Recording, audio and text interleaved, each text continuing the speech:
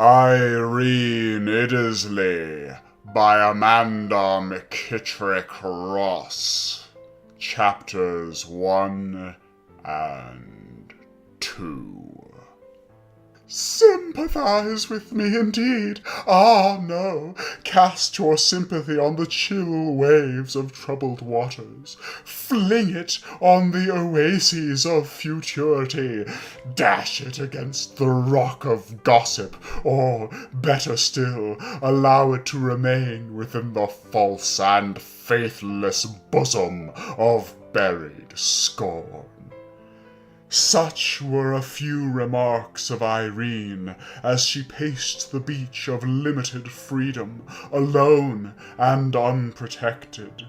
Sympathy can wound the breast of trodden patience. It hath no rival to ensure the feelings we possess, save that of sorrow. The gloomy mansion stands firmly within the ivy-covered, stoutly built walls of Dunfern, vast in proportion and magnificent in display. It has been built over 300 years, and its structure stands respectably distant from modern advancement, and in some degrees it could boast of architectural designs rarely, if ever, attempted since its construction. The entrance to this beautiful home of Sir Hugh Dunfern, the present owner, is planned on most antique principles. Nothing save an enormous iron gate meets the gaze of the visitor, who, at first, is inclined to think that all public rumors relative to its magnificence are only the utterances of the boastful and idle. Nor until within its winding paths of finest pebble, studded here and there with huge stones of unpolished granite, could the mind for a moment conceive or entertain the faintest idea of its quaint grandeur. Beautiful, however, as Dunfern Mansion may seem to the anxious eye of the beholder, yet it is not altogether free from mystery. Whilst many of its rooms, with walls of crystal, are gorgeously and profusely furnished, others are locked incessantly against the foot of the cautious intruder, having in them only a few traditional relics, of no material consequence whatsoever, or even interest, to any outside the ancestral line of its occupants. It has often been the chief subject of comment amongst the few distinguished visitors welcomed within its spacious apartments, why seemingly the finest rooms the mansion owned were always shut against their eager and scrutinizing gaze, or why, when referred to by any of them, the matter was always treated with silence. All that can now be done is merely to allow the thought to dwindle into bleak oblivion, until aroused to that standard of disclosure which defies hindrance.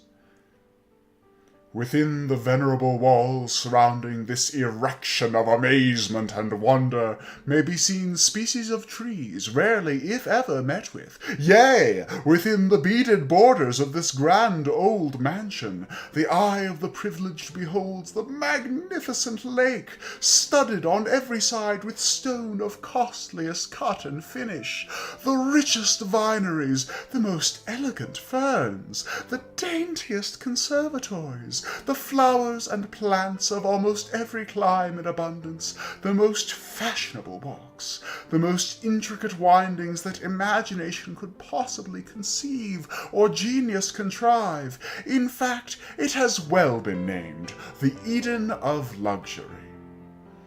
Dunfern Mansion was handed down as an heirloom since its purchase by Walter, 3rd Earl of Dunfern, in 1674, and since then has been tenderly cared for internally and carefully guarded externally by the skilful hands of noted artisans. The present owner is only son of Sir John Dunfern, by Irene, adopted daughter of Lord and Lady Dilworth of Dilworth Castle, County, Kent.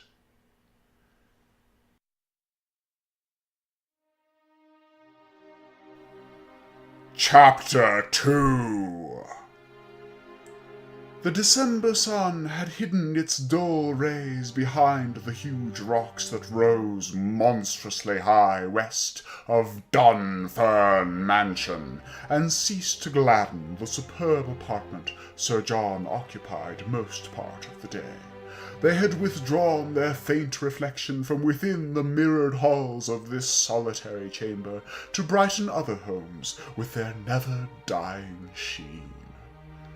As the dull grey evening advanced to such a degree as to render a look of brightness imperative to the surroundings of its sole occupant, Sir John requested that his favourite apartment should be made bright as possible by adding more fuel to the smouldering ashes within the glistening bars which guarded their remains. This being done, 3 huge lamps were lighted and placed at respectable distances from each other, when Sir John, with his accustomed grace, began to peruse some of his evening papers.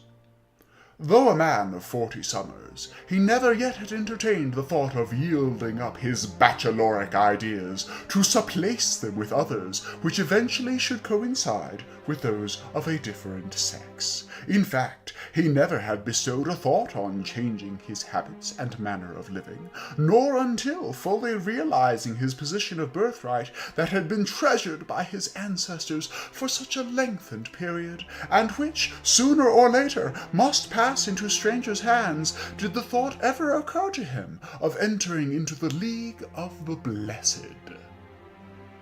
The clock had just chimed 9, when a maid entered with a note neatly laid on a trim little tray, which she placed on the table close beside her master, and then retired.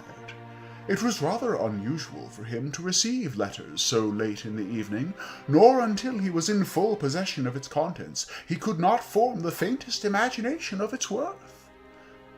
Not far from Dunfern Mansion may be seen, situated on a rising hill, the beautiful castle of Lord and Lady Dilworth, a prominent building commanding the finest view in the county. It had been remodelled by the present owner after inheriting it from his late maternal uncle, Lord Leyburn, and although equipped with all modern improvements and inventions necessary, yet there dwelt a lack of design and beauty about it, possessed by Dunfern Mansion. The bountiful owner of Dilworth Castle differed much, in many respects, from Sir John Dunfern. He was a nobleman of rare tact and capacities, a keen sportsman, a turf frequenter, an ardent politician, and, in fact, a lover of everything which served to promote the interests of his extended and varied social circle in particular, and entire community in general. Lady Dilworth, it may here be mentioned, was never of a very robust nature, and often had she felt the great strain of society press rather heavily on her weak frame, so much so as to render the adoption of the subject of this book indispensable. Drawing his chair closer to the table, on which one of the great lamps stood, Sir John proceeded to peruse the contents of the note. It was an invitation from Lord and Lady Dilworth to attend a ball at Dilworth Castle on 22nd Proximo, given by them in honour of the marriage of Henry, 5th Marquis of Hill Hall, with Ethel, Countess of Maidstone.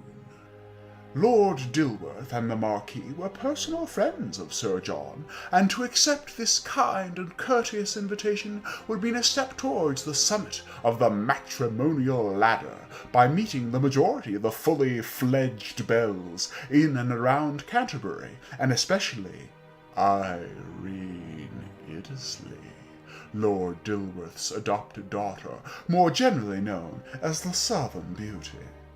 He slept over the matter that night, with the result that next morning he wrote accepting the kind invitation, more through curiosity than desire.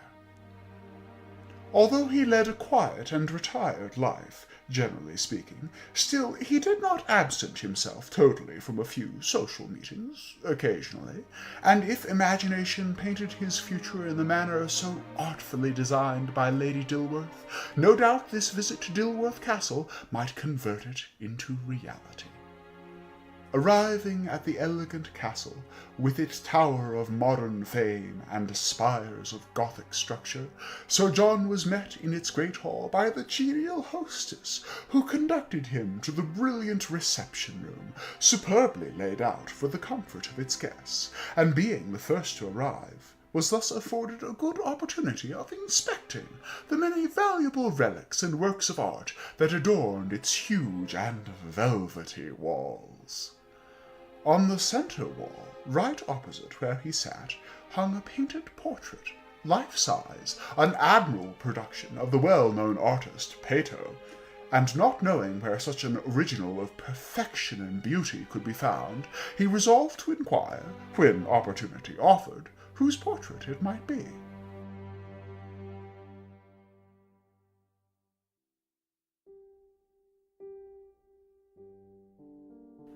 At this stage, the numerous guests began to assemble, including the majority of the leading gentry in and around Canterbury, as it was looked upon as the chief social event of the season. Mothers were most fidgety that their daughters should don their costliest gowns and brilliants, as rumour had it that the noble heir to Dunfern estate should honour the assembly with his august presence.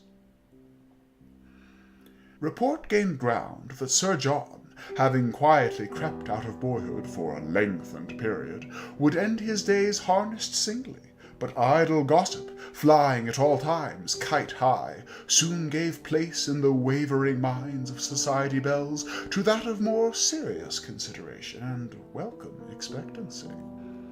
On being introduced to all those outside his present circle of acquaintance on this evening, and viewing the dazzling glow of splendour which shone through spectacles of wonder in all its glory, Sir John felt his past life but a dismal dream, brightened here and there with a crystal speck of sunshine that had partly hidden its gladdening rays of bright futurity until compelled to glitter with the daring effect they soon should produce.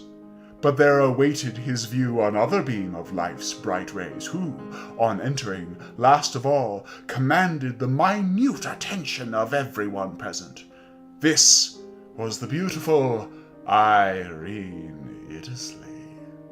How the look of jealousy, combined with sarcasm, substituted those of love and bashfulness! How the titter of tainted mockery rang through the entire apartment, and could hardly fail to catch the ear of her whose queenly appearance occasioned it! These looks and taunts served to convince Sir John of nature's fragile cloak, which covers too often the image of indignation and false show, and seals within the breasts of honour and equality resolutions of an iron mould. On being introduced to Irene, Sir John concluded instantly, without instituting further inquiry, that this must be the original of the portrait so warmly admired by him. There she stood, an image of perfection and divine beauty, attired in a robe of richest snowy tint, relieved here and there by a few tiny sprigs of the most dainty maidenhair fern, without any ornaments whatever, save a diamond necklet of famous sparkling lustre and priceless value. As the evening rolled into the small hours of the morning, the numerous guests began to repair to their respective homes, none of the weaker sex having had the slightest advancement in the direction of their coveted intentions, save Irene, who was fortunate in securing the attention of Sir John Dunfern during the happy hours that fled so quickly.